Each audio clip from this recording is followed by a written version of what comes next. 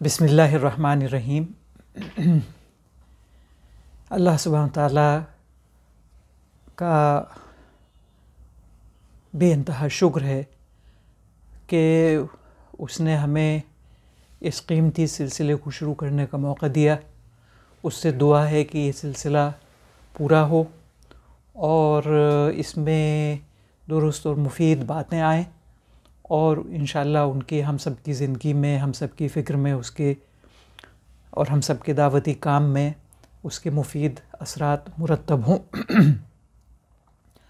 आज की गुफ्तगू का उन्वान इल्हाद या दहरियत है, यानी एथीज़्म। इस गुफ्तगू का पूरा उन्वान है atheism basis of pure error, man-made ideologies and dysfunctionalities and its resolution by Islam।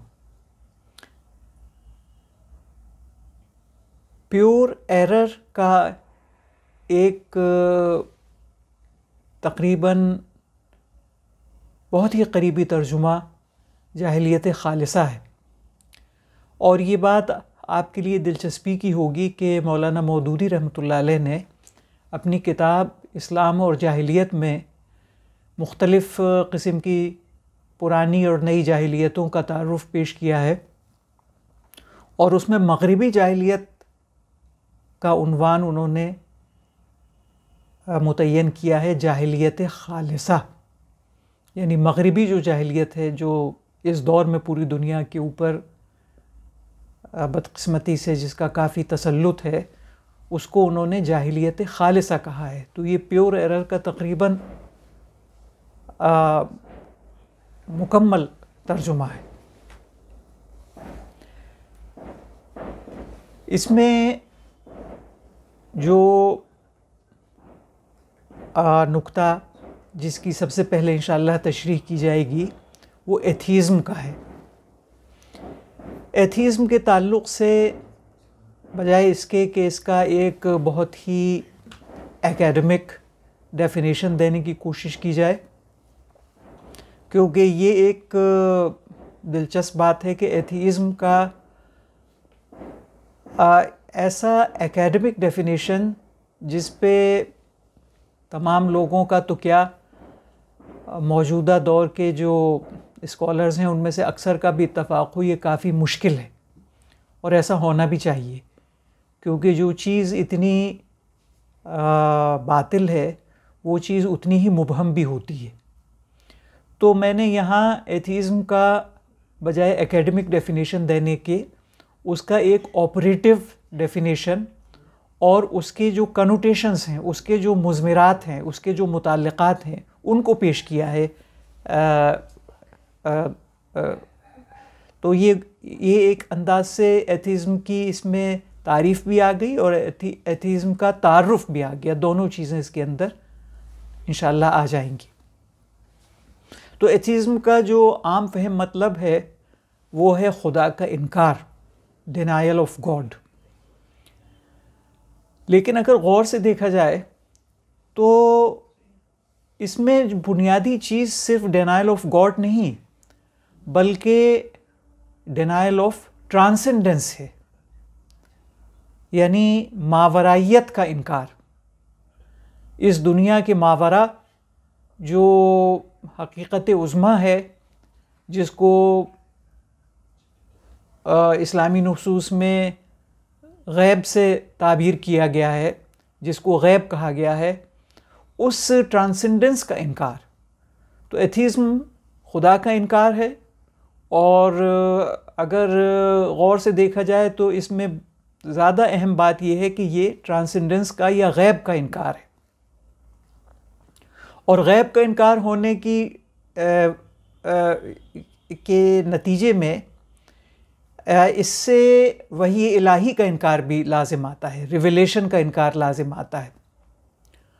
और ख़ुद इंसान की जो इल्हाम के ज़रिए से जो बुलंद इंसान हैं, हर इंसान नहीं, जिन इंसानों ने अपनी तज़किया नफ्स किया है और अपनी तकमील की है और अल्लाह का फ़ज़ल उनके ऊपर हुआ है, ऐसे बुलंद पाया इंसानों के अंदर जो एक इल्हामी इल्म उनको हासिल होता है, जिसको मगरिबी इंटेलेक्चुअल टर्म्स में इंटेलेक्शन कहा जाता है, उसका भी इनकार है।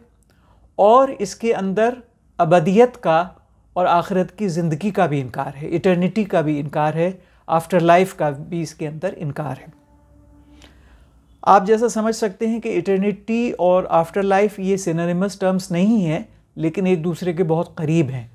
मेरे पास इतना वक्त नहीं है कि मैं यहाँ इटर्निटी और आफ्टर लाइफ का जो इम्तियाज़ है, जो डिस्टिंक्शन है, वो आपके सामने कायम करूँ, लेकिन मैं समझता हूँ कि उसकी ज़रूरत भी नहीं है।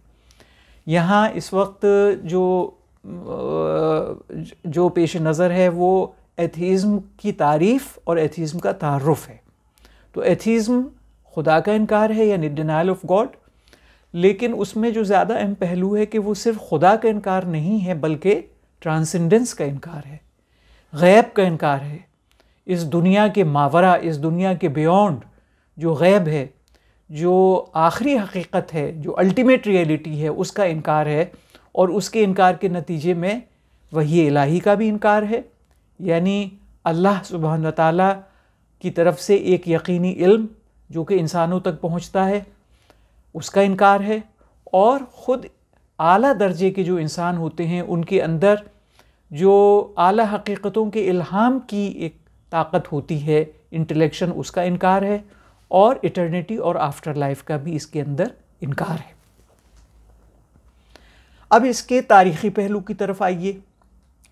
हालांकि एथीज़्म की मौजूदगी एक महदूद शक्ल में बेशतर इंसानी तहज़ीबों में रही है, लेकिन एथीज़्म का जो बिल्कुल इंटीग्रल और बेमुहाबा इजहार हुआ है, जो बिल्कुल अनट्रेमल्ड इजहार एथीज़्म का हुआ है, वो मॉडर्न वेस्ट के अंदर हुआ है, जिसकी इब्तदा रेनेसांस से होती है और जिसकी तकमील सो कॉल्ड एनलाइटनमेंट में हुई, यानी तकरीबन 15वीं या 16वीं सदी ईसवी से लेकर और 18वीं सदी ईसवी तक का जो पूरा दौर है,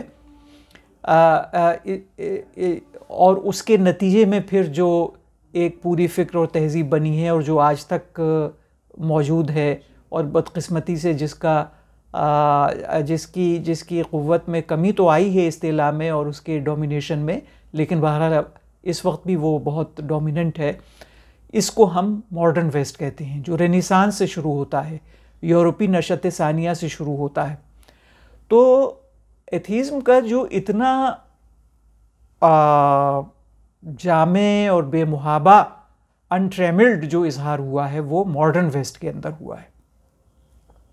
तो बहरहाल एक आपके जहन में भी ये एक तबई तौर पर ये सवाल पैदा होता होगा कि एथीज़्म का ये जो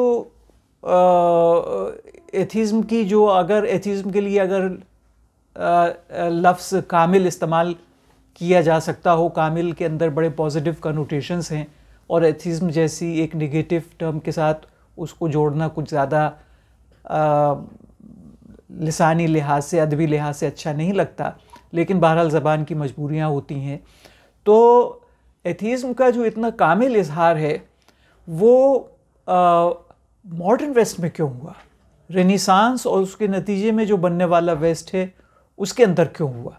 क्योंकि जैसा कि आप वाकिफ़ हों, आप में से कई अफराद जानते होंगे इसको, कि वेस्ट भी रेनेसांस से पहले उसकी बुनियाद भी मज़हब के ऊपर थी, क्रिश्चियनिटी के ऊपर थी।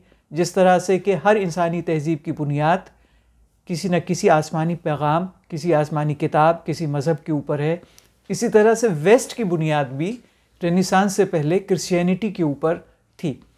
तो ये जो मॉडर्न वेस्ट है, जो रेनेसांस के नतीजे में उभरा और जिसकी तामीर रेनेसांस के नतीजे में हुई, यूरोपी नशत सानिया के नतीजे में हुई, उसके अंदर ही क्यों इतना कामिल इजहार एथीज़्म का हुआ? मेरे ख़्याल में इसके दो बुनियादी असबाब हैं। एक तो ये कि गफलत और दुनिया परस्ती, जो बीमारी के कमोबेश बेशतर इंसानों के अंदर होती है, हर तहज़ीब के अंदर नज़र आती है, तारीख़ के हर दौर के अंदर नज़र आती है। इस गफलत का या इस दुनिया परस्ती का सबसे ज़्यादा इजहार मॉडर्न वेस्ट के अंदर हुआ। तो यानी जो इंसानी बीमारी है, बुनियादी इंसानी बीमारी गफलत है, तो इंसानी बुनियादी बीमारी हम ये कह सकते हैं कि सबसे ज़्यादा मजबूत मॉडर्न वेस्ट में है।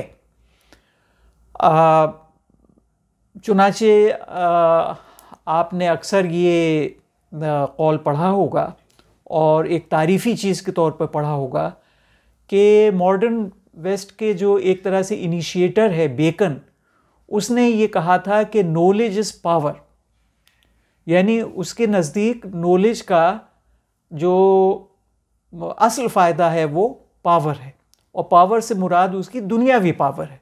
चुनाचे उसने ये भी कहा कि सेंट्रल जो गवर्नमेंट्स होती हैं, जो हुकूमतें होती हैं, उनको चाहिए कि वो नॉलेज और साइंस का फ़रोग़ अंजाम दें और उसके लिए बहुत खातिर ख़्वाह माली वसाइल उसको फ़राहम करें, और इसके नतीजे में उनको पावर मिलेगी, दुनियावी ताकत मिलेगी। तो अब आप देखिए कि मुख्तलिफ़ तहज़ीबों में कहीं भी आपको इतनी पावर सेंट्रिक अप्रोच कहीं नज़र नहीं आएगी। नॉलेज और इल्म के फ़ायदों के ताल्लुक़ से हकीकत का इंकशाफ, इंसान की तरक्की, अदल व इंसाफ का क़याम वग़ैरह वग़ैरह, ये फ़ायदे सामने आएंगे नॉलेज के ताल्लुक़ से। ऐसा कम ही होगा, बल्कि ऐसा गालिबन नहीं है, कहीं भी नज़र नहीं आता मॉडर्न वेस्ट के अलावा कि नॉलेज का जो बुनियादी और असल फ़ायदा है वो दुनियावी ताकत को करार दिया जाए। तो ये जो दुनिया परस्ती, नफ्स परस्ती और इक़्तिदार और ताकत हासिल करना और अपने असल मकसद से गाफिल रहना, गफलत, ये जो बुनियादी इंसानी बीमारी है, इसका सबसे बड़ा इजहार मॉडर्न वेस्ट के अंदर हुआ है। और ये एक बड़ी वेस्ट के साथ वेस्ट की ये बदकिस्मती रही कि जो इंसान की बुनियादी बीमारी है उसका सबसे ज़्यादा गहरा इजहार मॉडर्न वेस्ट में हुआ, और इंसान को उसकी इस किस्म की बुनियादी बीमारियों से बचाने वाली जो चीज़ है यानी मज़हब, तो वेस्ट का मज़हब भी सबसे ज़्यादा कमज़ोर मज़हब था।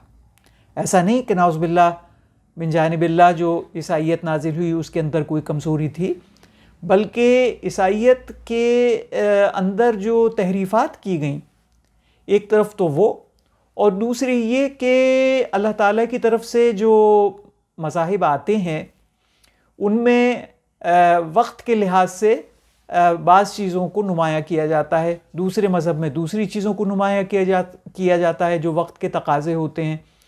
तो जो उस वक्त के तकाज़े थे जबकि ईसाइयत को अल्लाह सुब्हानहू तआला ने नाजिल फरमाया, तो उन तकाज़ों के नतीजे में ईसाइयत की एक ख़ास शक्ल बनी, अल्लाह ताला की तरफ से मज़हब की एक ख़ास शक्ल का नुज़ूल हुआ जिसमें मोहब्बत बुनियादी थी।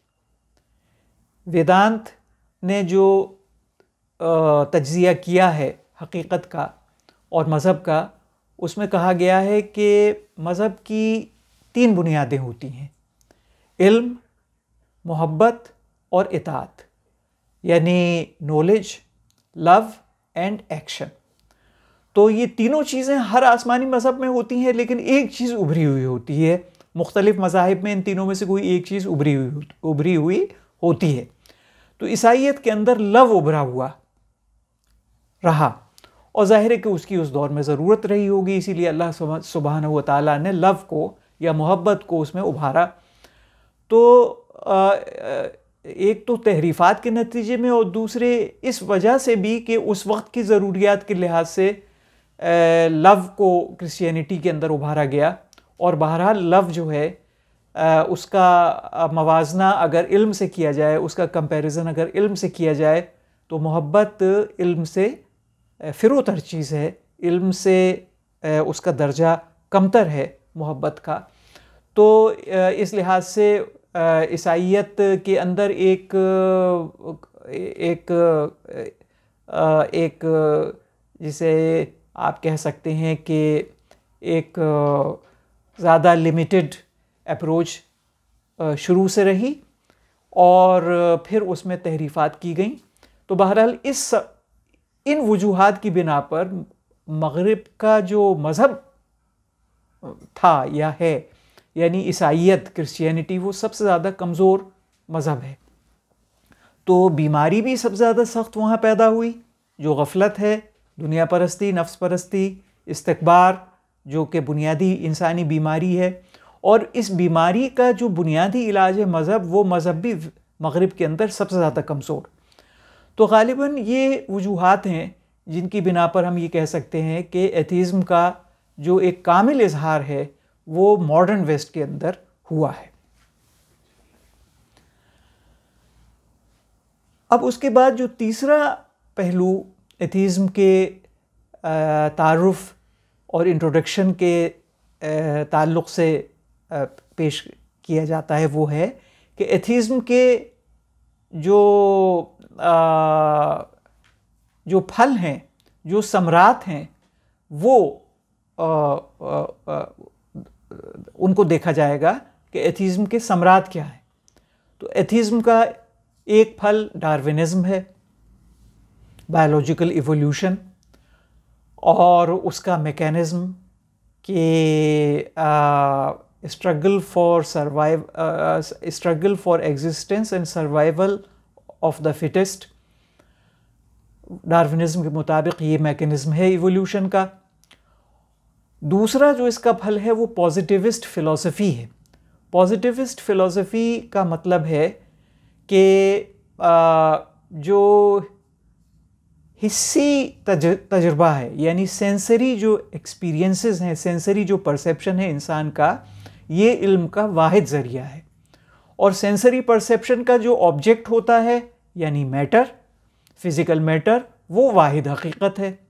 तो ये पॉजिटिविस्ट फ़िलॉसफ़ी, इसको पॉजिटिविस्ट फ़िलॉसफ़ी कहा जाता है, जो कि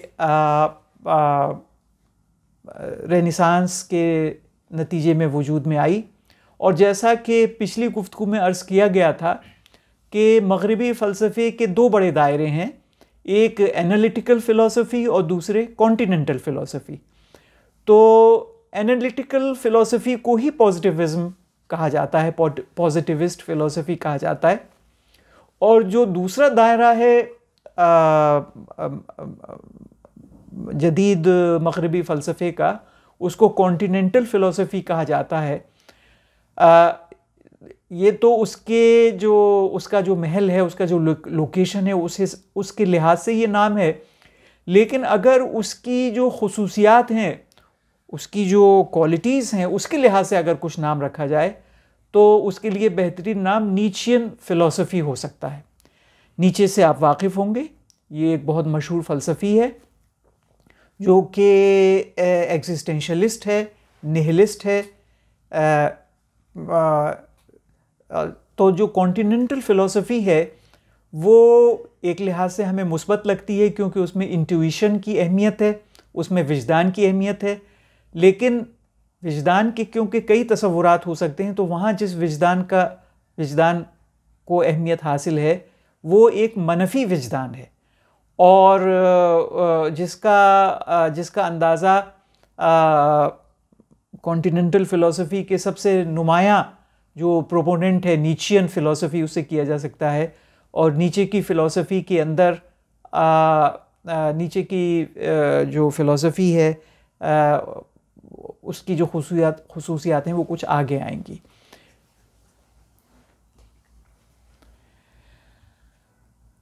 तो इसके जो समरात हैं या जो फल हैं एथीज़्म के, वो डार्विनिज़्म है और वेस्टर्न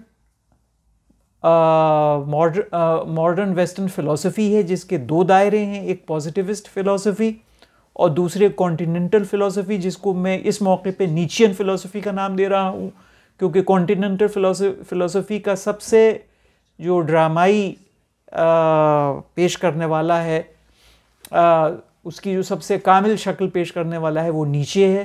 तो उसी कॉन्टिनेंटल फ़िलासफ़ी को आज हम नीचियन फ़िलासफ़ी से ताबीर कर रहे हैं। और इसका जो एक और समरा है वो फ्रॉइडियन साइकोलॉजी है। आप सिगमंड फ्रॉइड से भी वाकिफ़ होंगे, जिसने कि साइकोलॉजी का एक ख़ास अंदाज़ का बयान किया और उसको पूरे इंसानी फ़हम और पूरे इंसानी अमल और पूरे इंसानी कल्चर की बुनियाद भी उसने करार दिया उस साइकोलॉजी को, जो कि सेक्सुअलिटी बेस्ड साइकोलॉजी है। उसको उसने इंसान की पूरी फ़िक्र, पूरे अमल की बुनियाद करार दिया। इसे हम फ्रॉइडियन साइकोलॉजी कहते हैं। और फिर आखिरी चीज़ जो अहम तरीन उसके सम्राट में से है एथीज़म के, वो मार्क्सिज्म है। तो एथीज़म के ये सम्राट हैं डार्विनिज़्म,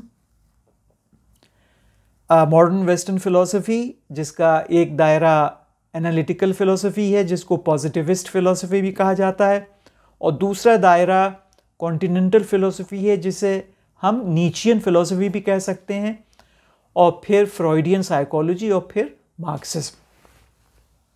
तो इस तरह से ये जो एथीज़म का एक तारीफ़ और तारुफ़, एक डेफिनेशन और इंट्रोडक्शन है, मैं समझता हूँ कि ये काफ़ी बुनियादी और जामे अंदाज में एथीज़म का जो डेफिनेशन और इंट्रोडक्शन है वो हमारे सामने आ गया है। अब हम इसमें से एक एक जो एथीज़म के जो नताइज हैं उनके ऊपर गौर करेंगे और फिर हम इस्लाम की तरफ आएंगे। तो एथीज़म के जो सम्राट हैं, जो फल हैं, उसमें से पहला डार्विनिज़्म है। डार्विनिज़्म का बराह रास्त नतीजा कैपिटलिज्म है। Survival of the struggle for existence and survival of the fittest, उसका जो सबसे ज़्यादा इजहार है, वो सबसे ज़्यादा जो इजहार हुआ है वो कैपिटलिज्म की शक्ल में हुआ है।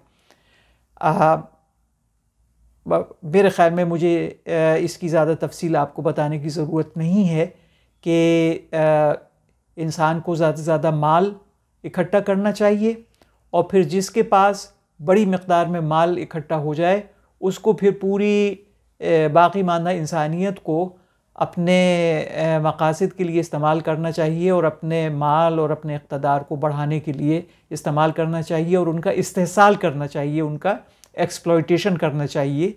ये एक वर्किंग डिस्क्रिप्शन कैपिटलिज्म का किया जा सकता है। तो डार्विनिज़्म का जो बहुत बड़ा नतीजा है वो कैपिटलिज्म है। इससे पहले कि मैं पॉजिटिविज़म के ताल्लुक़ से कुछ कहूँ, मैं आपकी तवज्जो पहले स्लाइड की तरफ लाना चाहता हूँ, जिसमें इस गुफ्तगू का जो उन्वान है, जो टाइटल है, वो पेश किया गया है, यानी atheism basis of pure error. इस प्योर एरर के दो डायमेंशंस हैं। एक तो ये कि मैन मेड आइडियोलॉजीज़, जब एथीज़म होगा तो वही का इनकार किया जाएगा, जब वही का इनकार किया जाएगा तो इलाही रहनुमाई का इनकार किया जाएगा, जब इलाही रहनुमाई का इनकार किया जाएगा तो इंसानी रहनुमाई को लाना होगा, मैन मेड आइडियोलॉजीज़ बनानी होंगी। तो ये जो एथीज़म से जाहिलियत खालिसा पैदा हुई है, इसका एक पहलू तो ये है कि बहुत सारी मैन मेड आइडियोलॉजीज़ ने जो इलाही पैगाम है, इलाही जो हिदायत है, उसको सप्लांट किया है। बहुत सारी मैन मेड आइडियोलॉजीज़ ने, जैसे डार्विनिज़म, कैपिटलिज्म, मार्क्सिज्म, फ्रॉइडियनिज़म वग़ैरह, ये मैन मेड आइडियोलॉजीज़ हैं। और फिर इन आइडियोलॉजीज़ से जो डिसफंक्शनैलिटीज़ पैदा होती हैं, इससे जो नफ्सियाती और समाजी और दीगर किस्म के जो मफासिद पैदा होते हैं वो, तो ये जो प्योर एरर है, जो कि एथीज़म जिसको वजूद बख्शता है, प्योर एरर को, जाहिलियत खालिसा, इस प्योर एरर के दो डायमेंशंस होते हैं। एक इलाही हिदायत की जगह मैन मेड आइडियोलॉजीज़, और उन मैन मेड आइडियोलॉजीज़ के नतीजे में अदल व इंसाफ और इंसानी शराफत और मोहब्बत की जगह एक लामुतनाही डिसफंक्शनैलिटीज़ का एक सिलसिला नफ्सियाती और अमली मफासिद का और समाजी मफासिद का एक लामुतनाही सिलसिला ये पैदा होता है।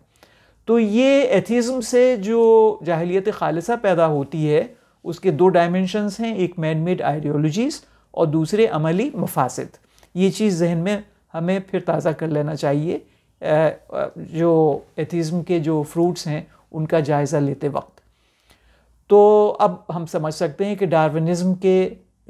डार्विनिज़म एक मैन मेड आइडियोलॉजी है और इस मैन मेड आइडियोलॉजी के ने जो डिसफंक्शनैलिटीज़ क्रिएट की हैं उसमें एक बहुत बड़ी डिसफंक्शनैलिटी, बुनियादी डिसफंक्शनैलिटी कैपिटलिज्म है।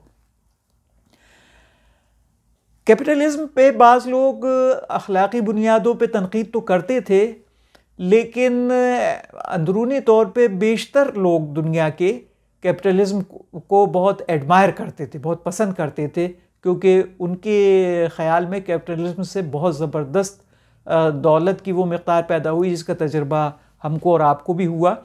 आपको इतना नहीं हुआ क्योंकि आप हिंदुस्तान में जो 90s में जो लिबरलिज्म और कैपिटलिज्म आया, आप तो उसके बाद ही आपने होश संभाला होगा। लेकिन हम जैसे लोग जो उससे पहले होश संभाल चुके थे और 90s से पहले के हालात को भी जानते थे और अपने बुज़ुर्गों से उसके ताल्लुक़ से और भी पहले के हालात सुनते थे, तो उससे पहले पैसे की मक़दार कम थी, लेकिन 90s में जो लिबरलिज्म और कैपिटलिज्म आया उससे पैसे की मक़दार बहुत बढ़ गई।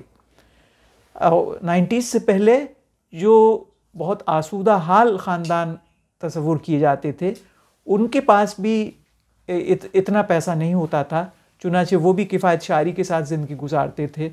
और अब जो मुतवस्सित ख़ानदान है या जो माशी लिहाज से नीचा तबका है उसके पास भी बहुत ज़्यादा पैसा आ गया है।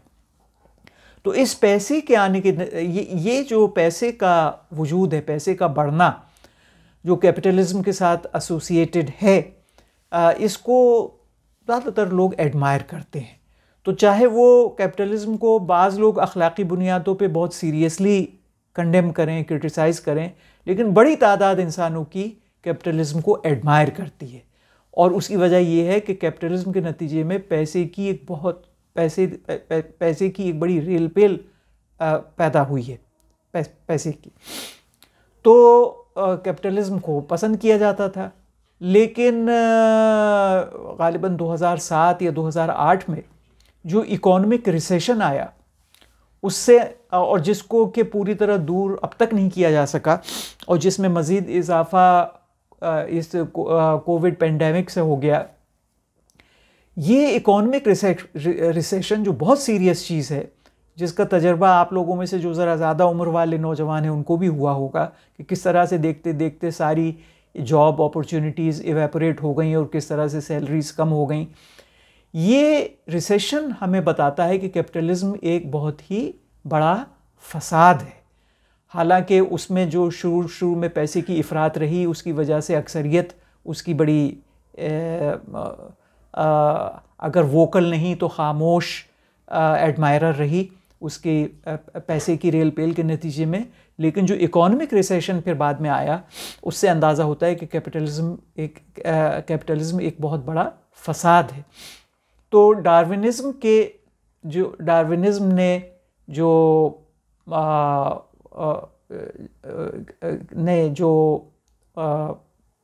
असरात पैदा किए उसमें कैपिटलिज्म बहुत बुनियादी है। पॉजिटिविज़म, जिसके मुतालिक मैं अर्ज़ कर चुका हूँ कि उसका माहसल ये है कि हिस्सी मुशाहिदे से, सेंसरी परसेप्शन से ही सिर्फ हमें इल्म हासिल हो सकता है। सेंसरी परसेप्शन के अलावा कोई ज़रिया नहीं है इल्म हासिल करने का। तो इस चीज़ को सब लोगों ने बहुत एडमायर किया, क्योंकि इसके नतीजे में एक एग्जैक्टिट्यूड पैदा होती है। जब हम अपने इल्म की बुनियाद सिर्फ हिस्सी मुशाहिदे को बनाते हैं, सिर्फ सेंसरी परसेप्शन को बनाते हैं और फिर उसमें और आगे बढ़ के हम इंस्ट्रूमेंट्स को ले आते हैं और इंस्ट्रूमेंट्स के ज़रिए से मेजरमेंट ऑफ फिज़िकल थिंग्स उसको हम इल्म की बुनियाद बनाते हैं, तो ज़ाहिर है कि वो डिस्क्रिप्शन बहुत एग्जैक्ट होगा। तो पॉजिटिविज्म की जो एग्जैक्टिट्यूड है और एग्जैक्टिट्यूड से जो पावर हासिल होती है, उसकी वजह से दुनिया की बड़ी बड़ी तादाद पॉजिटिविज्म की बड़ी दिलदादा और बहुत एडमायरर रही।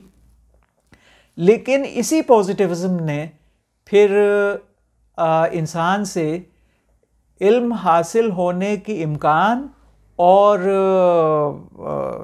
जो कतई सच्चाई है, जो सदाकत है, जो ट्रुथ है, जो ऑब्जेक्टिव रियलिटी है, उसको दुरुस्त तौर पर जानने के इम्कान यानी सर्टिट्यूड के इम्कान को ख़त्म कर दिया।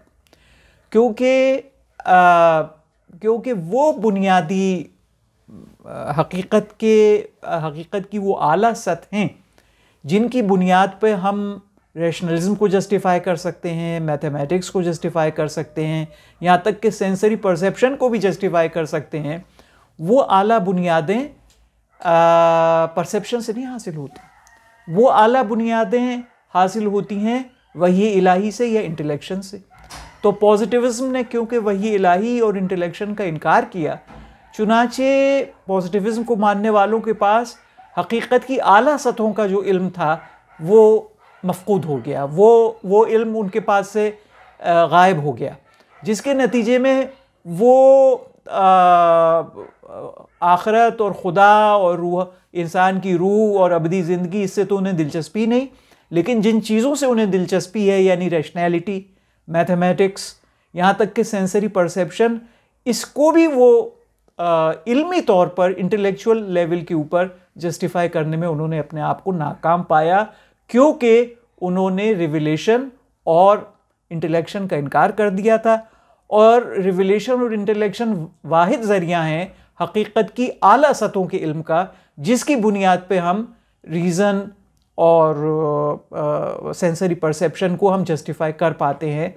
तो उसका उन्होंने इनकार कर दिया। चुनांचे शायद पिछले मौके पे भी मैंने अर्ज़ किया था कि बर्ट्रैंड रसेल ने, जो 20वीं सदी का सबसे बड़ा फ़लसफ़ी माना जाता है, या के बाद दीगरे 4 फ़लसफ़े मुरतब किए जिससे कि उसने सेंसरी परसेप्शन को साबित करने की कोशिश की इल्मी बुनियादों पर, अक़ली बुनियादों पर, इंटेलेक्चुअल बुनियादों पर। यानी ये कि हम जो कुछ देखते हैं तो there is a reality out there which is according to which is the same which we are observing. इसको उसने साबित करने के लिए 4 फ़लसफ़े बनाए, लेकिन वो चारों, उसने ख़ुद इसका एतराफ़ किया कि ये फ़लसफ़े नाकाम हुए। और फिर आखिर में उसने कहा कि I believe in the physical world only on the basis of animal instinct. ये सब बयान आपको हमारे डिपार्टमेंट ऑफ फ़िलासफ़ी के जो एक बड़े काबिल एहतराम टीचर रहे हैं जलालुल हक़ साहब, उनकी किताब Bertrand Russell's philosophy of perception में, ये उनका गालिबन डॉक्टोरल थीसिस था जो किताब की शक्ल में शाये हुआ। उसके अंदर आपको ये पूरा बयान मिलेगा कि बर्ट्रैंड रसेल ने किस तरह से 4 intellectual justifications of sensory perception बनाने की कोशिश की, लेकिन वो नहीं बना सका।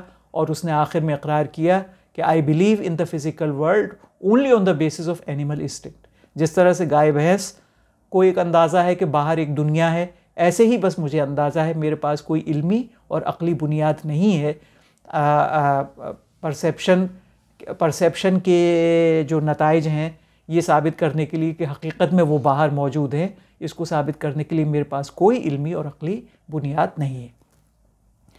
तो जिस तरह से डार्विनिज़्म ने कैपिटलिज़्म को पैदा किया, जिसका जो एक्सप्लॉयटेटिव पहलू है वो शुरू से सबके सामने है, नेगेटिव है, लेकिन उसकी और ज़्यादा नेगेटिविटी रिसेशन की शक्ल में सामने आई। इसी तरह से पॉजिटिविज़्म जिसने एग्जैक्टिट्यूड को पैदा किया और एग्जैक्टिट्यूड के नतीजे में पावर को पैदा किया और उसकी वजह से हर इंसान उसका दिलदादा हो गया, लेकिन क्योंकि उसमें फिर इनकार रिविलेशन और इंटेलेक्शन का था, चुनाचे अब पॉजिटिविज़्म पे अमल दरामद करने वाले लोग ख़ुद अपनी पसंदीदा चीज़ यानी सेंसरी परसेप्शन को भी अक़ली बुनियाद पे साबित नहीं कर पाते हैं। यानी जिसे हम यहाँ हमने उसका उन्वान दिया है loss of knowledge and certitude. अब फ्रॉइडियन साइकोलॉजी की तरफ आइए। फ्रॉइडियन साइकोलॉजी में जो बुनियादी बात ये कही गई है वो ये है कि इंसान के अंदर जो बुनियादी मोटिवेशन है वो सेक्सुअल डिज़ायर से पैदा होता है, और सेक्सुअल डिज़ायर्स भी इतनी इमोरल नहीं बल्कि एमोरल, जिसको उसने इडिपस कॉम्प्लेक्स कहा है। यानी एक बच्चे के अंदर अगर वो लड़का है तो अपनी माँ के लिए उसमें एक जिनसी कशिश होती है और बाप का वो दुश्मन होता है तहत शऊरी तौर पर, और अगर वो बच्ची है तो बाप की तरफ उसमें कशिश होती है और वो माँ की दुश्मन होती है तहत शऊरी तौर पर, जिसको इडिपस कॉम्प्लेक्स कहा जाता है। तो फ्रॉइड ने सेक्सुअलिटी को इंसानी फ़िक्र का और इंसानी अमल का और तहज़ीब का बुनियादी मोटिवेशन उसने सेक्सुअलिटी को करार दिया, और सेक्सुअलिटी की भी इतनी नेगेटिव शक्ल जिसे इडिपस कॉम्प्लेक्स उसने कहा। तो इस फ्रॉइडियन साइकोलॉजी के नतीजे में जो ह्यूमन वैल्यू डिग्रेडेशन हुआ वो आप सबके सामने है कि जो ह्यूमन वैल्यूज़ हैं उनका कितना डिग्रेडेशन इससे होता है अगर फ्रॉइडियन साइकोलॉजी की बालादस्ती के नतीजे में। इस स्लाइड के अंदर एक चीज़ रह गई जो कि फ्रॉइडियन साइकोलॉजी से पहले आनी चाहिए थी, यानी नीचियन फ़िलॉसफी। पॉजिटिविज्म के बाद नीचियन फ़िलॉसफी आना चाहिए था। तो नीचियन फ़िलॉसफी, नीचे का बुनियादी कंट्रीब्यूशन ये है कि उसने ह्यूमन अंडरस्टैंडिंग की बुनियाद को ये कहा कि रीज़न ह्यूमन अंडरस्टैंडिंग की बुनियाद नहीं है। रीज़न ह्यूमन जो आइडियाज़ हैं उसकी बुनियाद नहीं है, बल्कि ह्यूमन आइडियाज़ और ह्यूमन मोटिवेशंस की बुनियाद विल है, विल टू पावर। हर इंसान बाकी सब इंसानों पे और पूरी दुनिया पे तसल्लुत हासिल करना चाहता है, विल टू पावर। तो रीज़न से जो इंसानी आइडियाज़ हैं वो रीज़न से डिराइव नहीं होते बल्कि विल टू पावर से डिराइव होते हैं। उसको वो एक डिस्गाइज दे देता है इंसान रीज़न की, उसको एक्सेप्टेबल बनाने के लिए दूसरों के लिए, लेकिन हकीकत में वो उसकी जो विल टू पावर है, उसका जो इस्तिकबार का जज्बा है कि वो दूसरों पे तसल्लुत हासिल करे, उसमें वो मददगार और मुआविन होती है वो चीज़। उसको वो कह देता है कि ये रीज़न का तकाज़ा है, ये मोरालिटी का तकाज़ा है। तो नीचे का जो बुनियादी कंट्रीब्यूशन है वो है रीज़न को इंसानी आइडियाज़ और इंसानी मोटिवेशन की बुनियाद करार देने के बजाय उसने कहा कि इंसानी आइडियाज़ की बुनियाद विल टू पावर होती है, इरादा, विल टू पावर, ये बुनियाद होती है, which is dressed up in reason or morality etc. But basically the human ideas, they are derived from the will to power, कि हर इंसान दूसरों पे अपना तसल्लुत चाहता है। तो ये नीचियन साइकोलॉजी है। तो आप अंदाज़ा कर सकते हैं कि जो ह्यूमन वैल्यू डिग्रेडेशन और फ्रॉइडियन साइकोलॉजी से पैदा होता है, उसी किस्म का ह्यूमन वैल्यू डिग्रेडेशन नीचियन फ़िलॉसफी से पैदा होता है, या जिसे कॉन्टिनेंटल फ़िलॉसफी कहते हैं उससे पैदा होता है।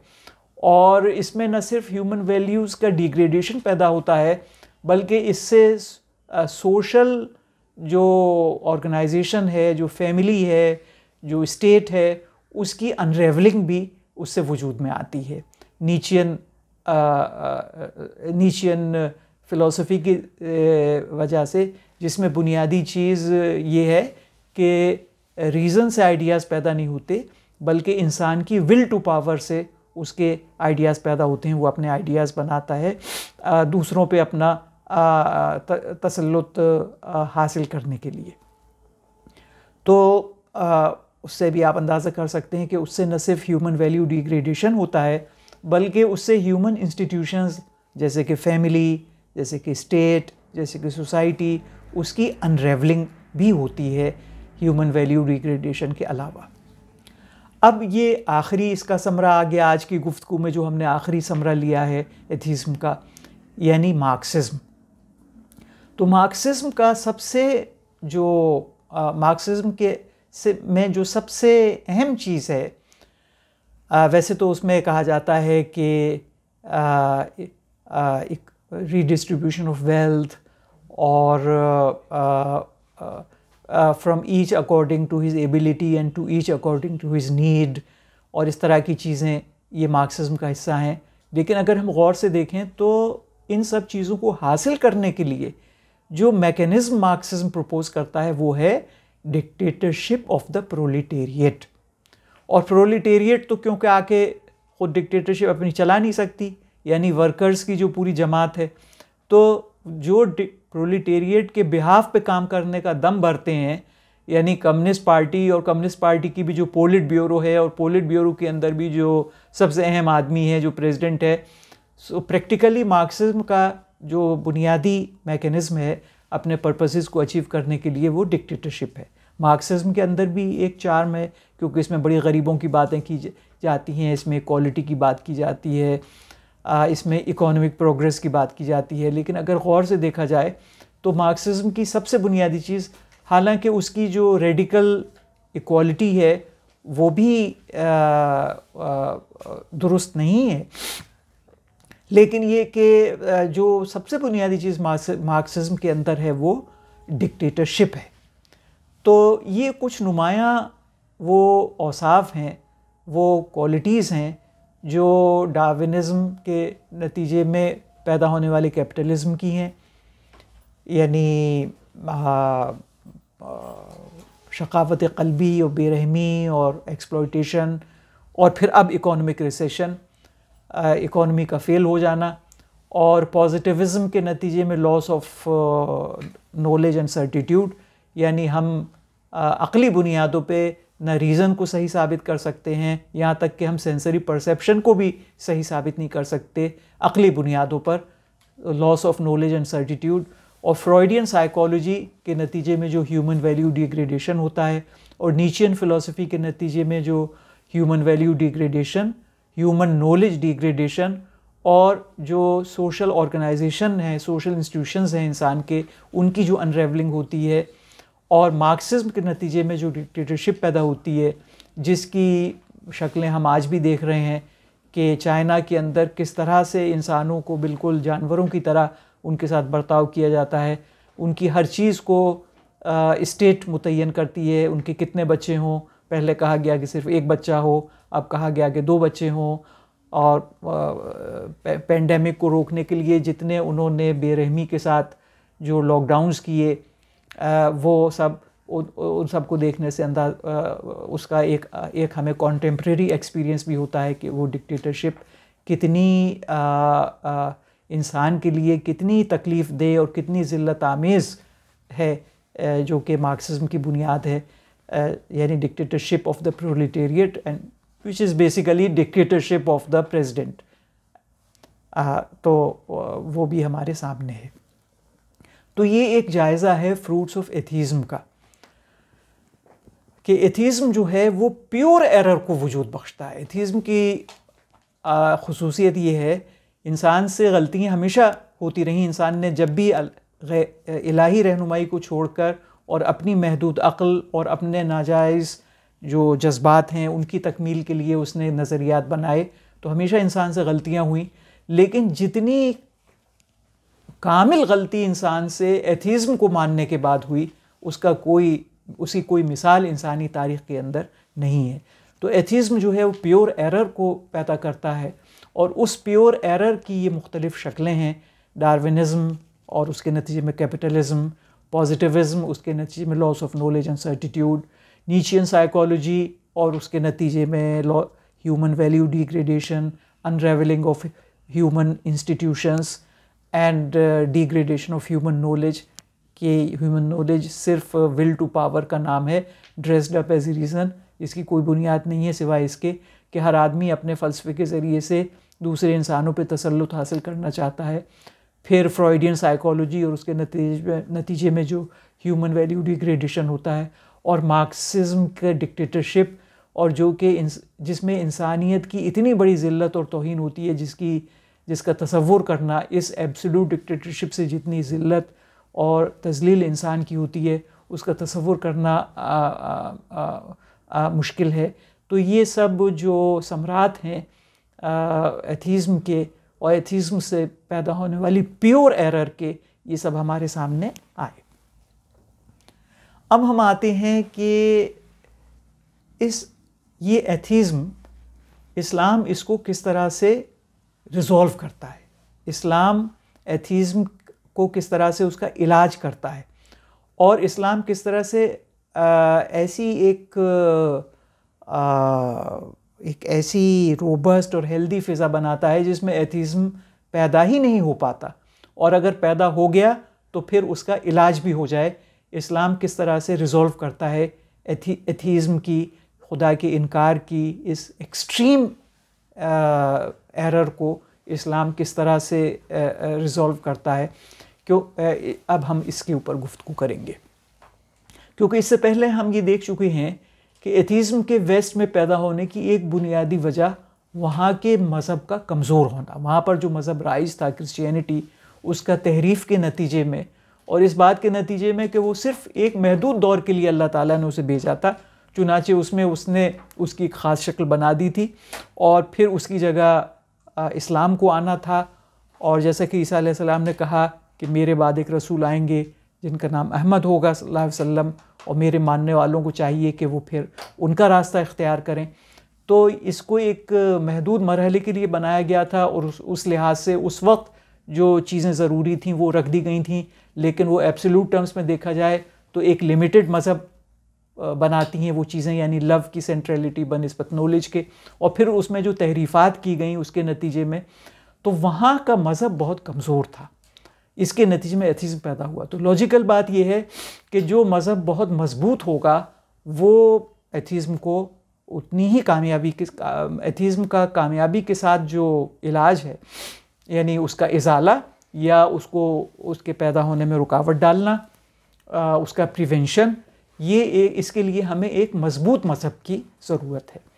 तो इस्लाम बहैसियत मज़हब के बहुत मजबूत है। इसको मज़हब के जो भी पैरामीटर्स होते हैं उन पैरामीटर से अगर देखा जाए तो इस्लाम एक बहुत मजबूत मज़हब है।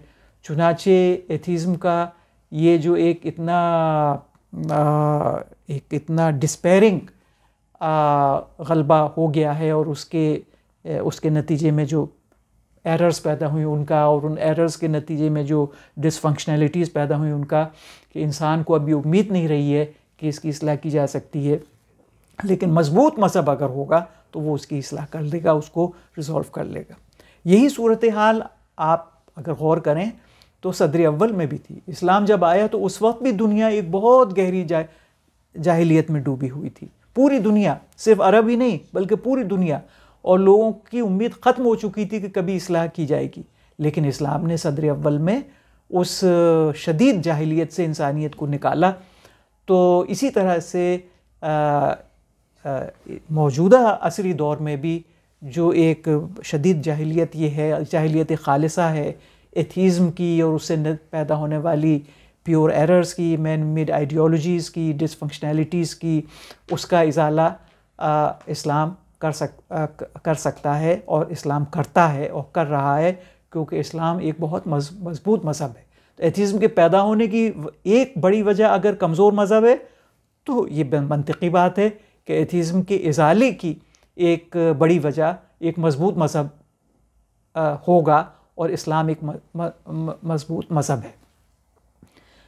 अब कुछ बातें ये अर्ज़ की जा रही हैं जो ये दिखाती हैं कि इस्लाम के मजबूती के पहलू क्या क्या है, जिसके नतीजे में वो एक बहुत मजबूत मज़हब है। और वो फिर कमज़ोर मज़हब ने जब एथीज़्म को सर उठाने का मौका दिया तो ये मजबूत मज़हब किस तरह से एथीज़्म की सरकोबी कर सकता है। इस्लाम की मजहबी लिहाज से जो सबसे पहली जो मजबूती है, जो ताकत है, वो ये है कि इस्लाम सिर्फ खुदा पे यकीन को बहाल नहीं करता, बल्कि खुदा पे एक ऐसे यकीन को बहाल करता है जिसके बारे में हम कह सकते हैं कि जैसा कि हक है कि खुदा पे ईमान हो। सिर्फ खुदा पे ईमान नहीं, वो तो डॉलर के नोट पे भी लिखा होता है, इन गॉड वी ट्रस्ट, लेकिन actually they trust that green bill, that green note. मैं टोटली उसको रिजेक्ट नहीं करता और उसको भी मैं पसंद करता हूँ कि उन्होंने कम से कम इस हद तक तो किया कि अपने करेंसी के ऊपर इन गॉड वी ट्रस्ट लिखा। लेकिन आप भी इस बात से मुत्तफिक होंगे कि वो बहुत कमज़ोर गॉड कॉन्शियसनेस है। तो इस्लाम उसके मुकाबले में एक बहुत स्ट्रॉन्ग गॉड कॉन्शियसनेस को पैदा करता है। चुनाचे सूरह काफिरून में कहा गया कि ला आबुदु मा ताबुदून। आमतौर से इसका तर्जुमा किया जाता है कि मैं इबादत नहीं करता उनकी जिनकी कि तुम इबादत करते हो, लेकिन इसका ज़्यादा बेहतर तर्जुमा यह है कि मैं वैसी इबादत नहीं करता जैसी कि तुम करते हो। मौजूदा चाइनीज़ जो लोग हैं उनके बारे में मैंने सुना कि मलेशिया में जो चाइनीज़ रहते हैं वो जब कोई किसी दावत में जाते हैं या खाना खाते हैं तो उसके बाद उनके प्यालों में जो खाना बचा रह जाता है उसे ज़मीन पे फेंक देते हैं, नाउज़ुबिल्लाह कि ये खुदा का हक़ है, खुदा का हमने हक़ दे दिया। तो क्या नाउज़ुबिल्लाह खुदा को इस तरह का मानना खुदा को मानना है? ज़ाहिर है कि खुदा को किसी भी अंदाज से मान लेना काफ़ी नहीं है, बल्कि खुदा को उस तरह से मानना चाहिए जैसा कि हक़ है। तो सूरह काफिरून में कहा गया कि ला आबुदु मा ताबुदून, हम खुदा की ऐसी इबादत करते हैं जैसी तुम नहीं करते। यानी जो इबादत शान निशान है खुदा के लिए वो हम अंजाम देते हैं, और तुम जो इबादत करते हो वो खुदा की शान निशान इबादत नहीं। तुम अपने प्यालों में से बची हुई तलछट को गिरा देते हो और कहते हो कि हमने नाउज़ुबिल्लाह खुदा का हक़ उसको दे दिया, और हम जो है अपना नजराने जान भी खुदा को पेश कर देते हैं, और फिर भी हम लर्ज़ा और तरसा रहते हैं कि पता नहीं हमने कहीं ये दुनिया को दिखाने के लिए तो नहीं किया और हमारा आखिरी ठिकाना कहीं जहन्नुम ना हो। तो इस्लाम न सिर्फ गॉड कॉन्शियसनेस को, खुदा के वजूद की आगही को, यकीन नहीं बल्कि आगही, उसकी मतलब एक्सपीरियंस को, खुदा के वजूद की आगही को, गॉड कॉन्शियसनेस को पूरी आबोताब के साथ बेदार करता है। और जैसा कि शुरू में अर्ज़ किया गया था कि खुदा का जो मामला है तो खुदा जुड़ा हुआ है मावराइयत से। तो जब खुदा की गॉड कॉन्शियसनेस की एक बहुत मजबूत शक्ल को इस्लाम पैदा करता है, तो दर हकीकत गैब की एक बहुत मजबूत शक्ल को इस्लाम पैदा करता है। चुनाचे सूरह बकरा में भी कहा गया कि अलिफ लाम मीम ज़ालिकल किताबु ला रैब फ़ीह हुदल लिल मुत्तक़ीन अल्लज़ीना युमिनूना बिल ग़ैब। यानी कुरान जो अल्लाह का कलाम है, हिदायत उन्हीं को बख्शता है जो कि गैब पर ईमान रखते हैं। तो और कुरान के अंदर ख़ुद ये वस्फ़ है कि वो गैब के ऊपर ईमान को मजबूत कर देता है, गैब के ऊपर ईमान को बनाता है और गैब के ऊपर ईमान को मजबूत कर देता है। तो इस तरह से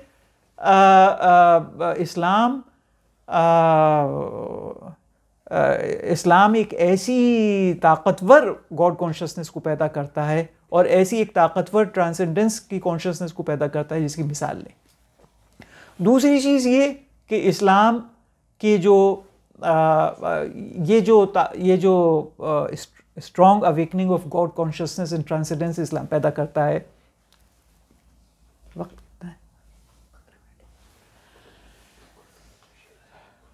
उसके जो ज़राए हैं उसमें पहला ज़रिया तौहीद है। मेरे पास वक्त नहीं है कि मैं ये दिखाऊं कि ये तो मुसल्लम है कि इस्लाम सबसे ज़्यादा मतलब लिल्लाहियत पैदा करता है, बहुत मजबूत लिल्लाहियत पैदा करता है, बहुत मजबूत मावराइयत पैदा करता है इस्लाम। लेकिन उसके जो वसीले हैं तो उसमें पहला वसीला तौहीद है। तौहीद किस तरह से लिल्लाहियत की मजबूती का ज़रिया बनता है, इसको वाज़े करने के लिए मेरे पास वक्त नहीं है। इस पे किसी दूसरे मौके पे बात की जा सकती है, और ये एक ऐसी चीज़ है जो दूसरे ज़राए से भी हमारे सामने आती रहती है कि तौहीद किस तरह से लिल्लाहियत को बहुत मजबूत अंदाज में पैदा करता है। बल्कि हकीकत ये है कि तौहीद के नतीजे में जिसको लिल्लाहियत कहा जाना चाहिए कायदे से, वो लिल्लाहियत तौहीद के नतीजे ही में पैदा होती है। तौहीद के बग़ैर जो जो गॉड कॉन्शियसनेस पैदा होती है वो बहुत कमज़ोर और इनकम्प्लीट होती है। फिर ये कि यूनिवर्सैलिटी ऑफ प्रोफेसी, इस्लाम ये नहीं कहता कि हज़रत मोहम्मद सल्लल्लाहु अलैहि वसल्लम पहले रसूल हैं, बल्कि इस्लाम कहता है कि हज़रत मोहम्मद सल्लल्लाहु अलैहि वसल्लम आखिरी रसूल हैं। कुरान करीम में फरमाया गया लिकुल्ल कौमिन हाद, हमने हर कौम के अंदर हादी भेजा, गाइड भेजा, रास्ता दिखाने वाला भेजा, हमने भेजा, अल्लाह ने भेजा। यानी इंसानी अक्ल तो गाइड करती ही है, लेकिन उस इंसानी अक्ल के अलावा अल्लाह ने गाइड्स भेजे जो कि बहुत परफेक्शन के साथ और गलती के बग़ैर इंसान को सही रास्ता दिखाते हैं। तो एक तो तौहीद और दूसरी यूनिवर्सैलिटी ऑफ प्रोफेसी, यानी लिकुल्ल कौमिन हाद। फिर इस्लाम के अंदर जो अबदियत है और जो आखिरत है उसको बहुत बुनियादी मुकाम दिया गया। एक मशहूर ओरिएंटलिस्ट स्कॉलर हैं और बहुत हमदर्द इस्लाम के लिए रही, वो इंतकाल हो गया उनका, Anne Marie Schimmel. Anne Marie Schimmel ने एक मौके पे कहा the Quran is always near my pillow although there is lot of hell fire in it. यानी आज के जदीद दौर में जहाँ पर के जहन्नुम का ज़्यादा ज़िक्र हो, उसको एक कमतर एक रूहानी बयान माना जाता है कि जिसमें जैसे कि बच्चों को हम सिर्फ डरा के ठीक रास्ते पे रखते हैं, इस तरह से इस्लाम इस तरह से वो मज़हब जो कि जहन्नुम और उसकी सज़ाओं को मरकज़ियत देता हो, वो भी इसी अंदाज़ का है कि वो सादा किस्म के आम लोगों को, सिंपलटन्स का वो मज़हब है, उन्हें सीधे रास्ते पे रखता है। इस तरह का तसव्वुर जदीद दौर में आम है। तो उसी तसव्वुर के तहत उन्होंने कहा कि I have the Quran near my pillow although there is lot of hell fire in it. लेकिन जैसे कि दूसरे बड़े स्कॉलर ने कहा कि this centrality of and this intensity of hell which is presented by Islam, this shows the greatness of man. This shows the greatness of man. अल्लाह ने इंसान को इतना अजीम बनाया है, इतना अजीम बनाया है कि वो अगर गलत काम करेगा, वो अगर नीचा काम करेगा, वो अगर असफला साफिलीन में आएगा, तो उसको उतनी ही सख्त सज़ा मिलनी चाहिए जो कि जहन्नुम की सज़ाएं जो कि इस्लाम ने बयान की है। तो इस्लाम के अंदर जो जहन्नुम की इंटेंसिटी है और जो जहन्नुम की तकरार है, वो दर हकीकत इंसान को उसकी अज़मत का एहसास दिलाने को तकरार के साथ पैदा रखना, तकरार के साथ इंसान को उसकी अज़मत का एहसास दिलाना, इसका वसीला है। तो वो जो है वो किसी बचकाना और सादा कौमों के मज़हब होने की वजह से नहीं है, बल्कि इस वजह से है कि वो इंसान को जो बार बार अपनी अज़मत को भूल जाता है, बार बार इंसान को उसकी अज़मत याद दिलाई जाए कि तुम इतने बड़े हो कि तुम्हें तो बहुत अच्छी तरह रहना चाहिए, बड़े बड़े काम करने चाहिए। अगर तुम गलत काम करोगे बजाय बड़े काम करने के, तो फिर तुम्हें इतनी सज़ा दी जाएगी। तो जैसे कि दूसरे स्कॉलर ने कहा, एन मैरी शिमेल के ने तो ये कहा कि यानी उसमें एजम्पशन ये था कि ये हेल फायर थियोलॉजी जो है ये एक सिंपलिस्टिक मज़हब की निशानी होती है। लेकिन दूसरे स्कॉलर ने ज़्यादा गहरी बात कही कि the intensity of hell and the constant reference to hell is actually a reminder of and a complement of the greatness and stature and potential of human being. तो तौहीद, फिर दूसरे यूनिवर्सैलिटी ऑफ प्रोफेसी यानी लिकुल्ल कौमिन हाद, और फिर तीसरे centrality of an operative eternity, यानी ऐसी इटर्निटी जो आज इंसान की साइकोलॉजी में, इंसान की बिहेवियर में आज उसके असरात हों। ऑपरेटिव यानी सेंट्रलिटी ऑफ इटर्निटी और ऑपरेटिव इटर्निटी, ये इस्लाम की एक बड़ी खुसूसियत है, जिससे कि उसकी जो strongest awakening of God consciousness and transcendence पैदा होती है। एक चौथी चीज़ है कि इस्लाम के पास एक लिविंग मिरेकल है। ईसा अलैहिस्सलाम के जो मिरेकल्स थे, चिड़िया को मिट्टी से चिड़िया बनाई, उसमें फूका, वो ज़िंदा हो गई, कोढ़ी पे हाथ रखा, उसका कोढ़ ठीक हो गया, वो तारीख़ में मुक़य्यद। लेकिन इस्लाम जो इस मिरेकल को लाया वो तारीख़ में लिमिटेड नहीं है, वो आज भी इंसानों के पास मौजूद है और क़यामत तक मौजूद रहेगा, यानी कुरान। और आज आप देखें कि मुसलमानों से आप पूछिए कि वो सबसे ज़्यादा जिला किस चीज़ से पाते हैं, तो वो कुरान से पाते हैं। आप हाफिज़ों से बात कीजिए, हाफिज़ कितनी मोहब्बत से कुरान का जिक्र करते हैं, कितनी मोहब्बत से कुरान का जिक्र करते हैं कि कुरान से उनको कितनी ग़िज़ा मिलती है, कितनी उनको तक़वियत मिलती है।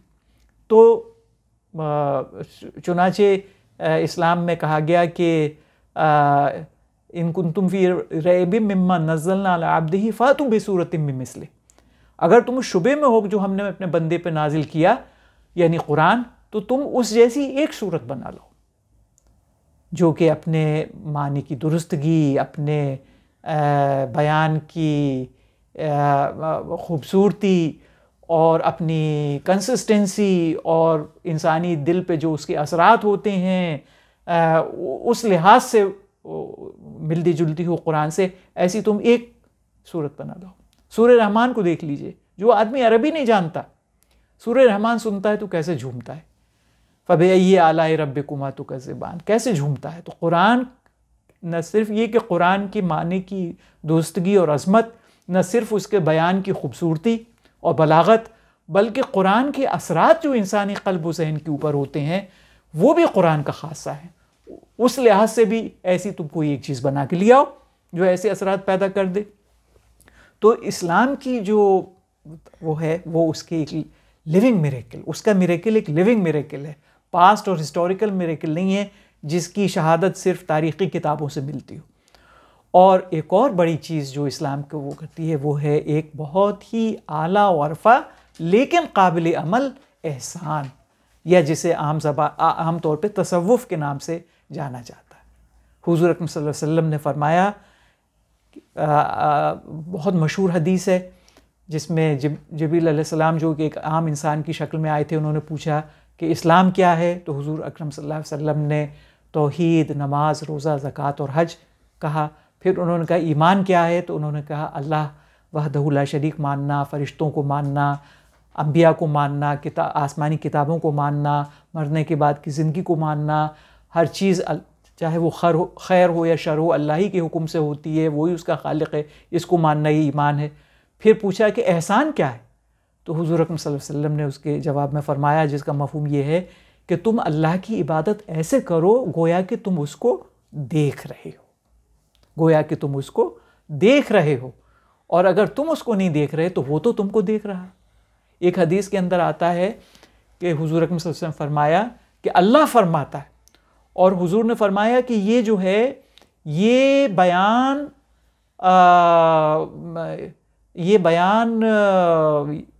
ग़ालिबन याह्या अलैहिस्सलाम के ऊपर नाजिल हुआ था, और उनसे कहा गया था कि बहुत लोगों को सबको इकट्ठा करिए बनी इसराइल को और फिर पेश कीजिए। उसी बयान को हुज़ूर अकरम सल्लल्लाहु अलैहि वसल्लम ने दोहराया। तो उसमें ये बात थी, उस बयान में, उस हदीस में ये फरमाया गया कि जब मेरा कोई बंदा मेरे आगे नमाज पढ़ने के लिए खड़ा होता है, इबादत के लिए खड़ा होता है, नमाज पढ़ने के लिए खड़ा होता है, तो मैं पूरी तरह उसकी तरफ मुतवज्जो हो जाता हूँ। वाह वाह, क्या बात है, मैं पूरी तरह उसकी तरफ मुतवज्जो हो जाता हूँ। सोचिए आप, कितनी बड़ी बात है। यानी हमें वो नज़र आए ना आए, लेकिन रियलिटी ये है, हमारा परसेप्शन महदूद है, हमें वो नज़र नहीं आता। अगर हमारे जिनके अंदर बुलंदी होती है उनको वो नज़र भी आता है, हमें नज़र नहीं आता। लेकिन रियलिटी ये है, ऑब्जेक्टिव रियलिटी ये है कि जब हम अल्लाहु अकबर कह के, तकबीर तहरीमा कह के नियत बांधते हैं, तो इस पूरी कायनात को बनाने वाला रब्बुल आलमीन वो हमारी तरफ पर्सनली, हमारी तरफ पूरी तरह मुतवज्जो हो जाता है।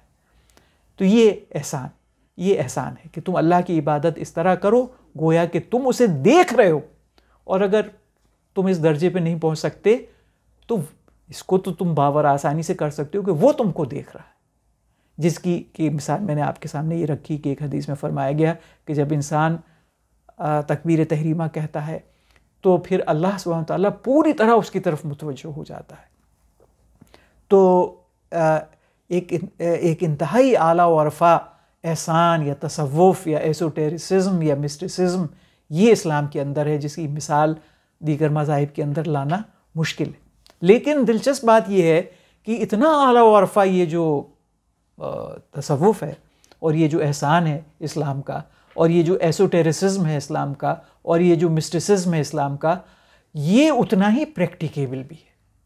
चुनाचे आप सूरह मुज़म्मिल उठा के देखिए, पहले रुकू में कहा गया कि ए मुज़म्मिल आप रात में खड़े रहिए आधी रात या उससे कुछ ज़्यादा, और दूसरे रुकू में क्या कहा गया कि अब अल्लाह को मालूम हो गया कि तुम्हें कभी तुम बीमार भी पड़ते हो, कभी तुम जहाद के लिए भी जाते हो, चुनाचे जितना आसान हो उतना कुरान को तुम पढ़ लिया करो।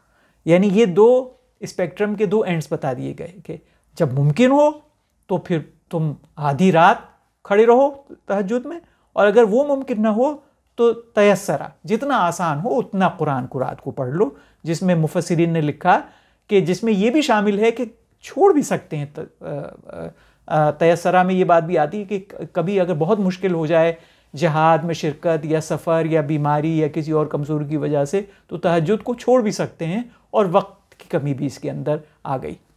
फिर ये कि इस्लाम के बारे में एक बड़े स्कॉलर ने कहा कि Islam, the mysticism of Islam is the mysticism of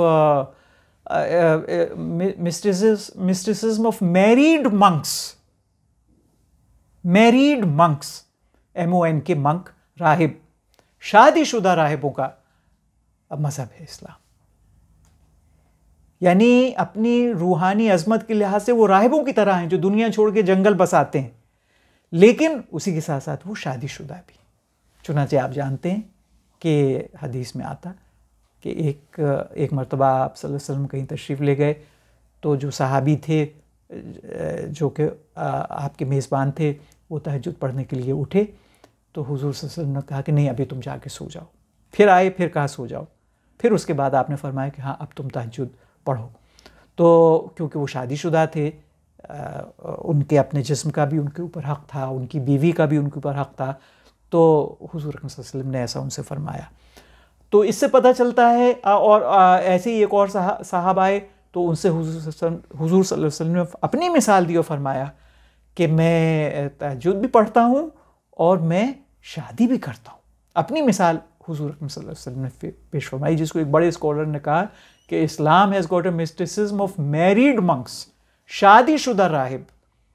तो ये जो एहसान है इस्लाम का, ये अपनी अज़मत में तो बहुत बुलंद है, अपनी रूहानियत में, लेकिन ये काबिल अमल है, क्योंकि ज़ाहिर है कि शादी के बाद आप अंदाज़ा कर सकते हैं कि इंसान के लिए वो कितनी अमली ज़िंदगी होती है, जहाँ पर उसे शादी को छोड़ना ना पड़े बल्कि शादी करना पसंदीदा हो। तो ये इंसान के लिए कितनी आसानी उसके अंदर पैदा हो जाती है, कितनी अमली वो शक्ल हो जाती है। सो अ लॉफ्टी बट प्रैक्टिकेबल एहसान, ये वो चंद चीज़ें हैं जिसकी वजह से इस्लाम सबसे ज़्यादा गहरी गॉड कॉन्शसनेस और ट्रांसेंडेंस कॉन्शसनेस पैदा करता है। दूसरी वजह इस्लाम की ये है कि इस्लाम एक प्रैक्टिकल गाइडेंस देता है। यानी ईसाईयत में तो ये है कि सारे जो उसूल हैं, जो अखलाकी उसूल हैं, वो तुम्हारे दिल में गहरे उतर जाने चाहिए, फिर तुम उसके मुताबिक अमल करो। लेकिन सारे अखलाकी उसूलों को समझना, फिर अपनी शख्सियत को पूरी तरह उसके मुताबिक डालना, और फिर अक्ल भी इतनी हो कि फिर उसके तकाज़े समझना कि इस रिलेशनशिप में क्या करना चाहिए, इस रिलेशनशिप में क्या करना चाहिए, इस वर्च्यू का क्या तकाज़ा है, ये हर कसो नाकस के बस की बात नहीं। तो इस्लाम ने शरीयत दे दी जिसमें प्रैक्टिकल लेवल पे बता दिया तुमको क्या करना है। तो एक तरफ तो तसव्वुफ, एक तरफ तो एहसान दिया, दूसरी तरफ प्रैक्टिकल गाइडेंस दे दी। प्रैक्टिकल गाइडेंस या शरीयत जो है वो चाहे हमारी समझ में नहीं आ रहा, लेकिन काम हम बहुत बड़ा कर रहे हैं, काम एक ऐसा हम कर रहे हैं जो बहुत बड़ी बुनियाद जिसके अंदर मौजूद है। शरीयत के सारे काम जो हैं वो बहुत बड़ी बुनियादों के आईनादार होते हैं, उनका वो एक्सप्रेशन होते हैं। शरीयत की मिसाल बिल्कुल ऐसी है जैसे सर्कस में एक नेट नीचे लगा दिया जाता है, तो जब कलाबाज ऊपर अपने कलाबाजियाँ दिखाते हैं, जब अपने करतब दिखाते हैं, तो अव्वल तो वो गिरते नहीं उनको, लेकिन ये कि जब गिरते भी हैं तो वो नेट उनको बचा लेता है। तो इस्लाम ने इस तरह से ये एश्योर किया कि प्रैक्टिकल लेवल के ऊपर आला तरीन बुनियादों पे इंसान का अमल होता रहे। तीसरी चीज़ जो इस्लाम की है वो है जिसे हम कह सकते हैं marriage of spirituality and knowledge. Quran Karim में फरमाया कि हमने इंसान को दो चीज़ें दी हैं, दो ताकतें दी हैं इंसान को, एक ईमान, दूसरी हिकमत। ईमान यानी जो चीज़ नज़र भी नहीं आ रही उसको मानने की सलाहियत, लेकिन है वो बहुत आला व अरफा चीज़, है वो अल्टीमेट रियलिटी, उसे मानने की सलाहियत हमने दी है। तो इस्लाम में जो चीज़ सेंट्रल है वो हक़ को मानने की सलाहियत है, ईमान। चाहे वो समझ में आ रहा हो या ना आ रहा हो, लेकिन इंसान में एक सलाहियत है कि हक़ को वो मानता है। अब आप गौर करें कि यहाँ जो सब ईमान बुनियादी है। हम सब जानते हैं कि इस्लाम के अंदर ईमान के बगैर जो अमल है वो काबिल कबूल नहीं होता। तो यहाँ पर मोहब्बत सेंट्रल नहीं है, यहाँ पर अमल सेंट्रल नहीं है, यहाँ पर नॉलेज सेंट्रल है, क्योंकि ईमान मतलब होता है किसी चीज़ को जानने का और मानने का, तो यानी सेंट्रलिटी ऑफ नॉलेज।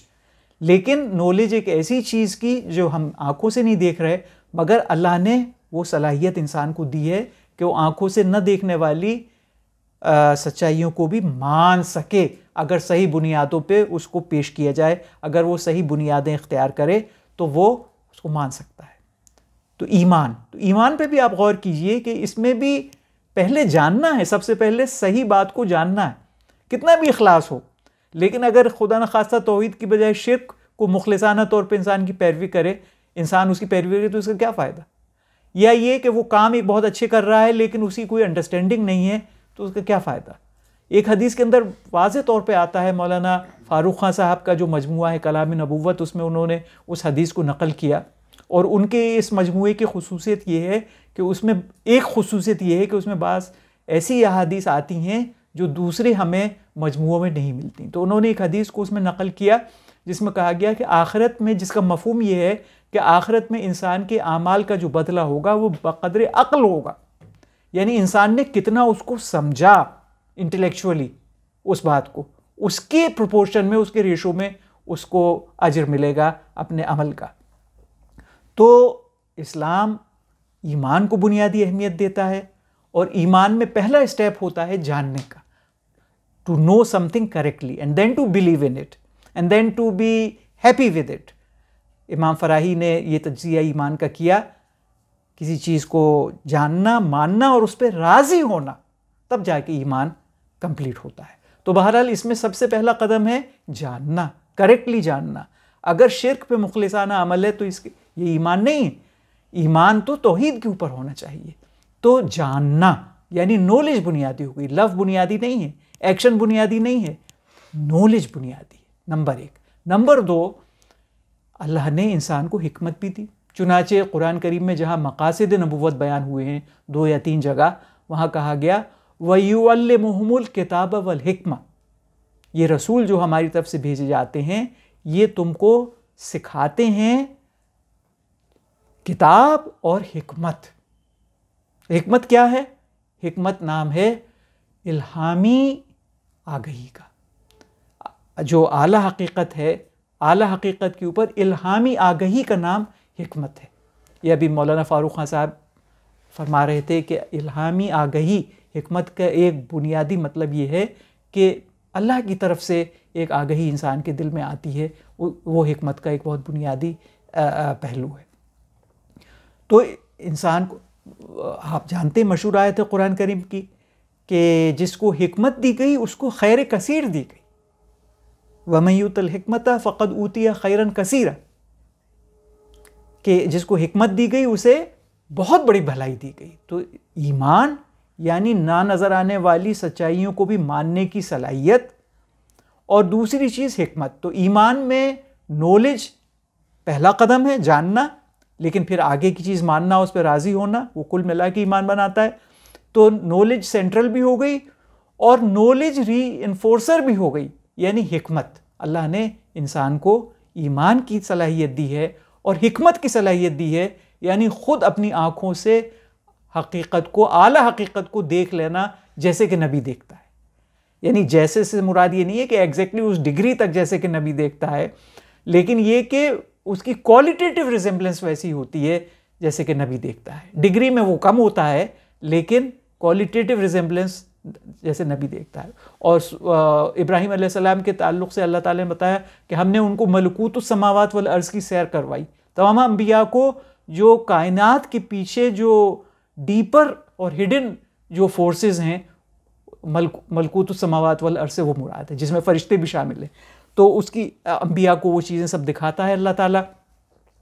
तो उससे क्वालिटेटिवली उससे सिमिलर एक चीज़ हर इंसान को भी अल्लाह देता है, जिसे हिकमत कहा गया है।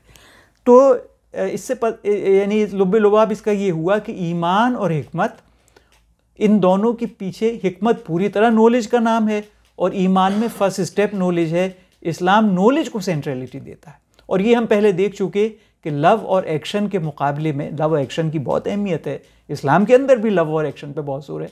अल्लज़ीना आमनू अशद्दु हुब्बन लिल्लाह, और अमल पे तो जितना इस्लाम ने उभारा कम ही मज़ाहिब ने उभारा है। तो अमल और एक्शन और मोहब्बत की भी इस्लाम में बहुत जगह है, लेकिन प्राइमेसी जो है, सेंट्रलिटी जो है, वो नॉलेज को है, ईमान के पैराए में और हिकमत के पैराए में। और ये बताया गया कि वो मज़हब बहुत मजबूत होता है जिसमें नॉलेज को सेंट्रलिटी होती है। लव भी होता है, एक्शन भी होता है, लेकिन नॉलेज को सेंट्रलिटी होती है, क्योंकि नॉलेज से इंटेलेक्चुअल क्लैरिटी मिलती है इंसान को।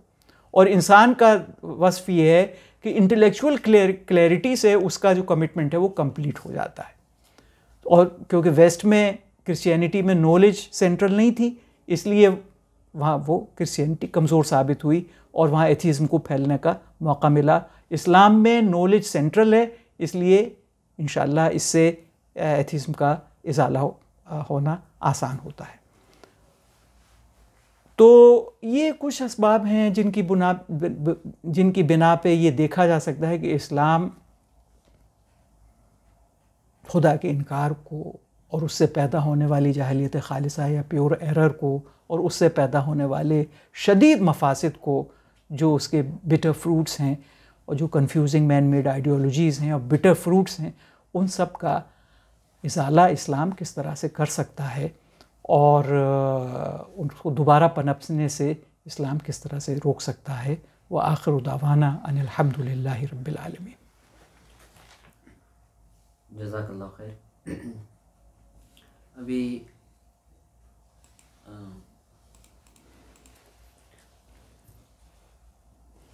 आपके सामने प्रोफेसर यूसुफ अमीन साहब एथीज़म के ताल्लुक़ से गुफ्तगू पेश कर रहे थे। इसके साथ साथ 2 मिनट का वक्फ़ा है ताकि आप जो भी सवाल है उसका आप नोट कर लें। और सवाल पूछने का तरीका ये है कि आप वक्फ़े में मैसेज बॉक्स में आप अपने सवाल को ड्रॉप कर दें। इंशाल्लाह वक्फ़े के बाद जो सवालात आएंगे इंशाल्लाह एक एक करके प्रोफेसर यूसुफ अमीन साहब उसका जवाब देंगे। तो 2 मिनट का वक्फ़ा है, तो आप लोग सवालात अपने कमेंट बॉक्स में शेयर कर सकते हैं। इंशाल्लाह हम सवाल जवाब के सेशन की तरफ बढ़ते हैं। तो जो पहला सवाल सामीन की तरफ से आया है वो ये है कि विक्टर फ्रैकल की आइडियोलॉजी के ताल्लुक़ से उनका सवाल है कि आपका किसकी ideology? Viktor Frankl ideology of Viktor Frankl का कौन सा नहीं विक्टर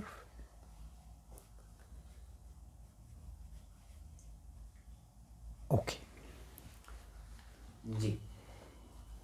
अब मैं इनसे वाकिफ़ नहीं हूँ, तो आप मुझे अगर इख्तसार के साथ अगर आप 2 मिनट में बता सकें कि इनकी आइडियोलॉजी क्या है, तो मैं उस पर अपना रिस्पॉन्स दे सकता हूँ।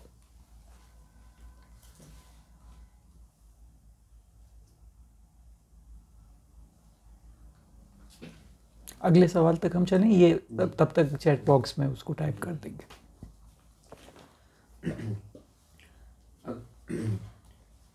अगला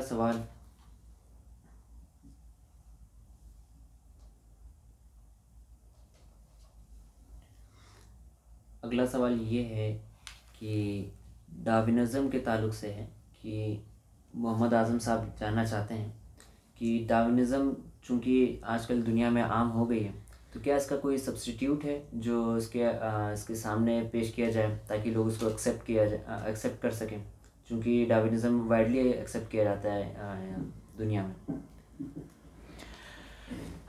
देखिए,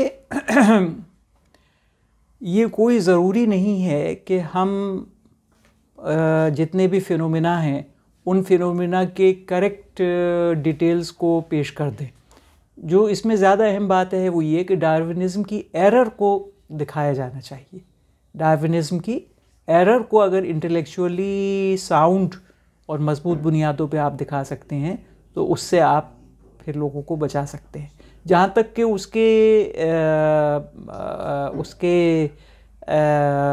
करेक्ट काउंटर पार्ट का ताल्लुक़ है, तो ये कोई ज़रूरी नहीं है कि दुनिया में जितने भी फिनोमिना हैं उन सारे फिनोमिना की पूरी साइंटिफिक तफसीलात इंसान के सामने आ जाएं, ये ज़रूरी नहीं है।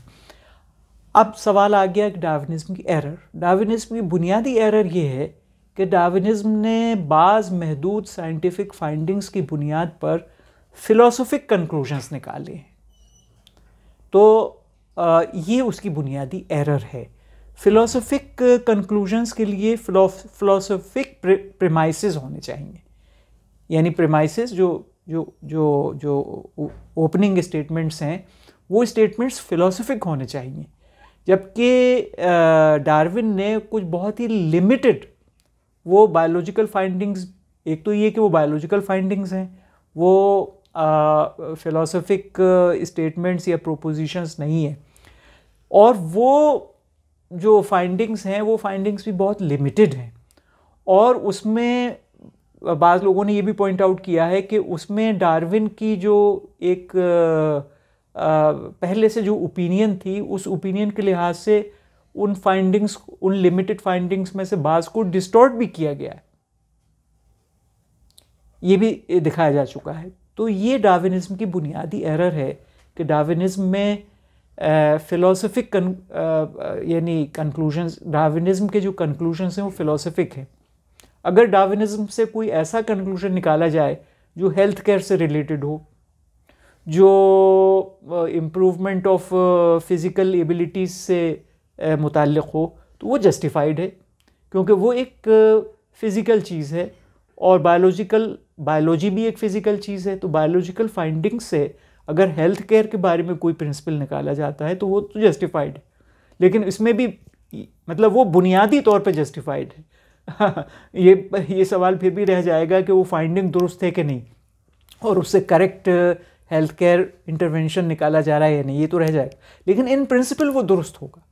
अलबत्ता अगर एक बायोलॉजिकल फाइंडिंग से फ़िलोसोफिक एक कंक्लूजन निकाला जा रहा है, एक जनरल लेवल के ऊपर या बुनियादी हकीकत की सतह के लेवल के ऊपर एक स्टेटमेंट बनाया जा रहा है और फाइंडिंग है बायोलॉजिकल, तो ये तो इन प्रिंसिपल ही अनजस्टिफाइड है।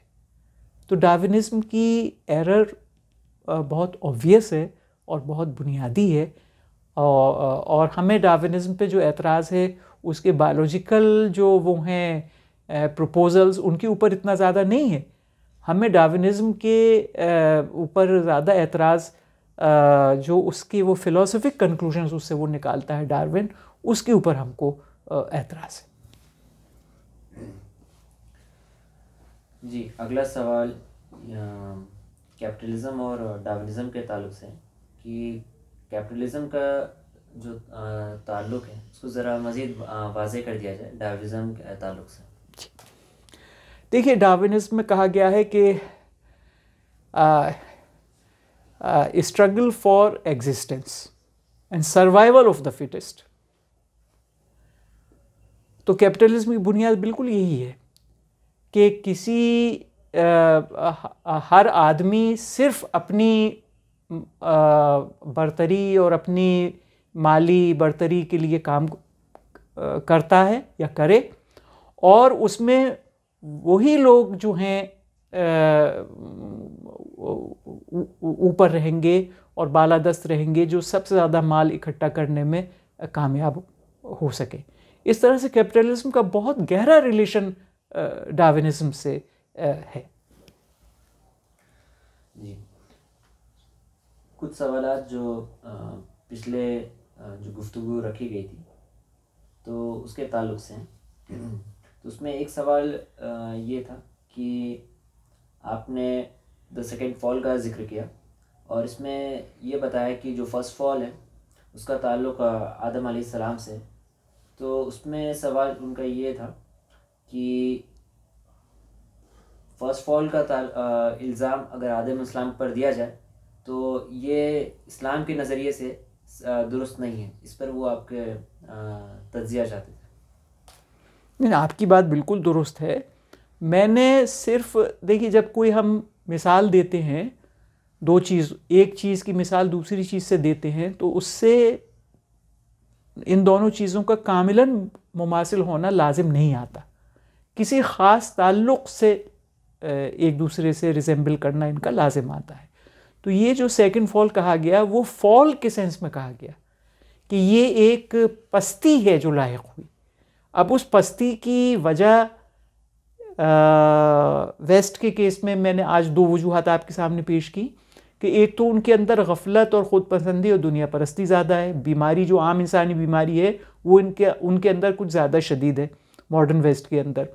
और दूसरे ये कि उनका मज़हब इत्तफ़ाक़ से ज़रा लिमिटेड मज़हब है, इसलिए उनकी ये इस तरह की वो चीज़ें पैदा हुई, ये पस्ती उनके अंदर पैदा हुई।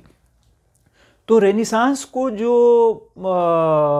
आदम अलैहिस्सलाम के सुक़ूत या हुबूत से ताबीर किया गया, उनकी फ़ॉल से ताबीर किया गया, वो पस्ती के लिहाज से किया गया कि बुलंदी से पस्ती की तरफ आना। दूसरा जो पहलू है कि क्या आदम अलैहिस्सलाम ख़ुद उसके पूरे ज़िम्मेदार हैं, जिस तरह से कि वेस्ट के लोग अपने इस पस्ती के लिए ज़िम्मेदार हैं, ये इसमें नहीं आता। आपकी बात दुरुस्त है कि कुरान करीम की जो गहरी तफसीर है उससे पता चलता है, गहरी अंडरस्टैंडिंग से मालूम होता है कि आदम अलैहिस्सलाम शैतान के बहकावे में आकर और एक नफसानी गलती नहीं की बल्कि एक इज्तिहादी गलती आदम अलैहिस्सलाम से सरजद हुई, इस लिहाज से वो उसके ज़िम्मेदार नहीं है। जबकि वेस्ट से जो गलती सादिर हुई वो एक नफसानी गलती है जो कि सादिर हुई, सिर्फ इज्तिहादी गलती नहीं है जो वेस्ट से जो गलती सादिर हुई। तो इसमें वो मुमासिल नहीं है। इसमें जो रेनेसांस जो है वो आदम अलैहिस्सलाम की फ़ॉल से मुमासिल इस पहलू से नहीं है। इस पहलू से है कि एक पस्ती पैदा हुई, आदम अलैहिस्सलाम के अंदर एक हुबूत हुआ, सुक़ूत हुआ, उन्हें ज़मीन में भेजा गया, वो अपने जिस्म को पत्तों से छुपाने लगे। ऐसे ही वेस्ट में एक फ़ॉल हुआ कि उनके अंदर से ईमान और हिकमत की कैपेसिटी ख़त्म हो गई, इस लिहाज से उनके अंदर एक फ़ॉल पैदा हुआ। तो मुमासलत फ़ॉल के ताल्लुक़ से है, मुमासलत एजेंसी के ताल्लुक़ से नहीं है कि वेस्ट जो है ख़ुद अपने फ़ॉल के लिए ज़िम्मेदार है रेनेसांस में, जबकि आदम अलैहिस्सलाम का जो हुबूत और सुक़ूत है, जो गलती है, वो शैतान के वरगलाने से और इज्तिहादी गलती के नतीजे में पैदा हुई थी। अगला सवाल भी पिछली गुफ्तगू से है। पिछली गुफ्तगू में चूँकि कई नज़रियात के ताल्लुक़ से रोशनी डाली गई, तो उसी में एक नज़रिया पॉजिटिविज़म का भी था। तो उसके ताल्लुक़ से सवाल ये था कि क्या पॉजिटिविज़म का ताल्लुक़ तसव्वुफ़ के वहदतुश शहूद के से कुछ इसके ताल्लुक़ात है या नहीं? देखिए, फ़िलॉसफ़ी जो है, फ़लसफ़ा जो है, वो अपने बाहर से कुछ डेटा लाता है और उस डेटा को अपने मेथड से स्टडी करता है और फिर कुछ फ़िलॉसफ़िक कंक्लूजन्स पेश करता है। अब रेनेसांस तक पूरी दुनिया में, रेनेसांस तक यूरोप में भी और यूरोप के अलावा बाकी मादा दुनिया में आज तक फ़िलॉसफ़ी अपना डेटा रिविलेशन से लेता है। फ़िलॉसफ़ी अपना डेटा वही इलाही से लेता है। फ़िलॉसफ़ी अपना डेटा इंटेलेक्शन से लेता है। इल्हाम, जो इंसान को रूहानी इल्हाम होता है आला सतह के इंसानों को, उससे अपना डेटा लेता है। जबकि पॉजिटिविज़म के अंदर फ़िलॉसफ़ी अपना डेटा साइंटिफिक फाइंडिंग से लेती है, सिर्फ साइंटिफिक फाइंडिंग से लेती है, जो कि उनके नज़दीक साइंटिफिक फाइंडिंग्स वो हैं जो कि सेंसरी ऑब्जर्वेशन से समझ में आए। तो वहदतुश शुहूद जो है वो सिर्फ सेंसरी ऑब्जर्वेशन तक महदूद नहीं है। वहदतुश शुहूद में जो शुहूद हो रहा है, वहदतुश शुहूद में जो ऑब्जर्वेशन हो रहा है वो सिर्फ सेंसरी ऑब्जर्वेशन नहीं है, बल्कि वो इल्हामी और रूहानी ऑब्जर्वेशन भी है वहदतुश शुहूद में। इस लिहाज से पॉजिटिविज्म जो है उसके क़ुलाबे वहदतुश शुहूद से नहीं मिलाए जा सकते। जी। अगला सवाल आज की तकरीर से ये जानना चाहते हैं कि मार्क्सिज्म के ताल्लुक से आपने ये फरमाया कि इसमें डिक्टेटरशिप ऑफ प्रेसिडेंट होता है, तो यही चीज़ हम इस्लाम में भी देखते हैं, तो इसको इस्लाम से और मार्क्सिज्म में इसमें क्या फ़र्क हमें नज़र आता है, इसको ज़रा मज़ीद वाज़ेह कर दें। देखिए, दो फ़र्क तो बिल्कुल बहुत वाज़ेह हैं। इस्लाम में सबसे बुनियादी चीज़ जो है वो हाकमियत इलाह है, हाकमियत प्रेसिडेंट नहीं, हाकमियत खलीफा नहीं, बल्कि उसका नाम ही खलीफा है, यानी deputy. He has not to implement his wishes, he has to implement someone else's wishes. He is deputy of someone, he is not dictator, he is khalifa, he is naib. तो एक तो बुनियादी बात यह है कि इस्लाम में हाकमियत अल्लाह की है और खिलाफत इंसान की है, और इंसान स्टेट लेवल पे अगर देखा जाए तो जो खलीफा हैं उनकी यानी मुसलमानों के जो हाकिम हैं उनको खिलाफत अंजाम देनी है, यानी उन्हें अल्लाह के अहकामात को नाफिज करना है। तो एक तो ये बहुत बड़ा फ़र्क है कि डिक्टेटरशिप ऑफ प्रेसिडेंट यहाँ नहीं है। दूसरी चीज़ ये है कि कुरान में एक बहुत बुनियादी उसूल दिया गया, वशाविरहुम फिल अम्र, यानी हुजूर अकरम सल्लल्लाहु अलैहि वसल्लम को, जबकि आप तो मतलब ये कि मासूम अनिल ख़ता है, आपकी एक्सेप्शनल पोजीशन है, लेकिन आपको हुक्म दिया गया वशाविरहुम फिल अम्र, अपने सारे मामलात में आप इनसे यानी सहाबा से मशवरा किया कीजिए। तो जो खलीफा हैं उनको मशवरे का हुक्म दिया गया कि वो मशवरा सबसे करें और पूरी दयानतदारी, पूरे इंसाफ के साथ उस मशवरे को मद्देनज़र रखते हुए वो फ़ैसला करें। तीसरी भी एक बात जहन में आ गई, वो ये है कि अतिउल्लाह व अतिउर रसूला व उलिल अम्र मिनकुम, और फिर उसके आगे की आयत मुझे याद नहीं, लेकिन उसका मफ़हूम ये है कि फिर अगर तुम में कोई तनाज़ा हो जाए तो उस बात को तुम अल्लाह और उसके रसूल की तरफ लौटा दो। तो इसकी जो तशरीह आज के दौर में की गई है वो ये है कि ऐसी कुछ जुडिशरी, जो इस्लामिक जुडिशरी हो, जो काजी हो, अगर तनाज़ा हो जाए प्रेसिडेंट और अवाम में या प्रेसिडेंट और मजलिस शूरा में, तो उसको जुडिशरी के पास वो जाएगा कि ये कॉन्स्टिट्यूशन के दायरे में है या नहीं, और कॉन्स्टिट्यूशन से मुराद है कुरान करीम और अहादीस नबवी। तो इस तरह से इन तीनों चीज़ों को अगर हम अपने सामने रखें, यानी इंसान खलीफा है, हाकिम अल्लाह है, चुनांचे उसको अल्लाह की मर्ज़ियात को नाफिज करना है। नंबर 2, उसको मशवरा करना चाहिए। नंबर 3, अगर तनाज़ा हो जाए तो उस तनाज़े को फिर अल्लाह और उसके रसूल की तरफ लौटा देना चाहिए। और बाज़ स्कॉलर्स के मुताबिक अल्लाह और रसूल की, अब हुज़ूर अकरम सल्लल्लाहु अलैहि वसल्लम इस वक्त मौजूद नहीं है, तो आपकी गैर मौजूदगी में जो जुडिशरी है उसको उसकी तरफ उस बात को लौटाना चाहिए, वो ये फ़ैसला करे कि ये प्रेसिडेंट का या खलीफा का ये काम इस्लामिक कॉन्स्टिट्यूशन के दायरे में है या नहीं। जी, वक्त चूँकि काफ़ी ज़्यादा हो गया, इसीलिए आखिरी सवाल आज के तकरीर से है कि कुछ अगर किताबें अगर आप रिकमेंड करें अथीज़म के ताल्लुक़ से, और इसके अलावा भी अगर कुछ बुनियादी किताब आइडियोलॉजीज़ के ताल्लुक़ से अगर रिकमेंड कर दें तो ज़्यादा मुनासिब होगा। एक बहुत अच्छी किताब है, मैं आपको सिर्फ वो किताब तजवीज़ करूँगा। सैयद हुसैन नस्र की एक किताब है, a young Muslims guide to the modern world. A young Muslims guide to the modern world. मैंने भी इस लेक्चर की तैयारी में सबसे ज़्यादा उस किताब को दोबारा पढ़ा। बहुत सारी चीज़ें तो ऐसी थी जो पहले दूसरे सोर्सेज से पढ़ी थी, लेकिन इस वक्त जो मैंने सबसे ज़्यादा जिस किताब से बराह रास्त फ़ायदा उठाया इस लेक्चर के तैयारी के लिए, वो इसी किताब से मैंने फ़ायदा उठाया। ये सैयद हुसैन नस्र की किताब है, a young Muslims guide to the modern world.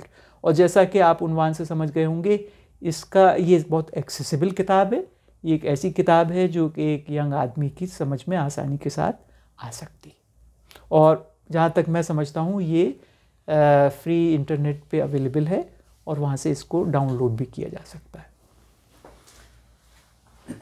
जज़ाकल्लाह खैर। इसी के साथ सवाल और जवाब का सेशन का इख्तिताम होता है, और बकिया जो सवालात हमारे सामाईन के जहन में हो वो कमेंट बॉक्स में इंशाल्लाह इसका रिकॉर्डेड लेक्चर भी जब अपलोड हो उसमें आप पूछ सकते हैं, और इसके अलावा जो भी आपके सवालात हो वो आप मेल कर सकते हैं।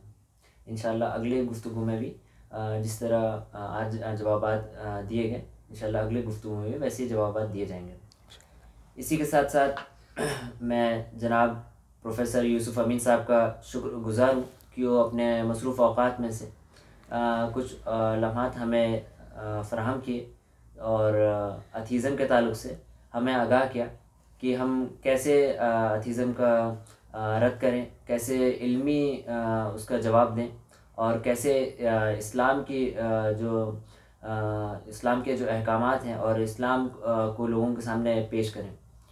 तो इसी के साथ प्रोग्राम का इख्तिताम होता है। आप सभी हजरात से दरख्वास्त है कि दुआ पढ़ लें। बिस्मिल्लाहिर्रहमानिर्रहीम। सुब्हानकल्लाहुम्मा व बिहम्दिका व नशहदु अल्ला इलाहा इल्ला अंता व नस्तगफिरुका व नतूबु इलैक। जज़ाकल्लाहु खैर। अस्सलामु अलैकुम व रहमतुल्लाहि व बरकातुहू। वालेकुम सलाम।